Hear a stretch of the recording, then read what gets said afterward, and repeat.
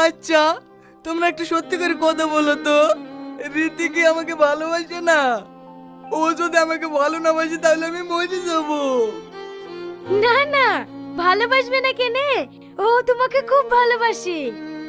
তাহলে সেদিন আমি প্রপোজ করনো, আর ও ওইভাবে চলে গেল যে। ওইভাবে প্রপোজ করলে তো যাবেই। তাহলে কিভাবে প্রপোজ করতে হবে? গায়ে ব্লেজার পরি, চোখে চশমা দি, হাতে ফুল দিয়ে হীরার মতো প্রপোজ করতে হবে, তবেই না অ্যাকসেপ্ট করবে। ও, ব্লাউজ পরে প্রপোজ করতে হবে?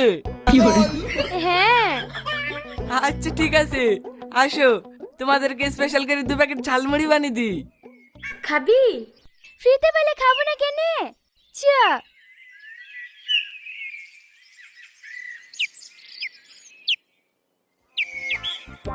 ও দোকানদার ভাই, তোমার দোকানে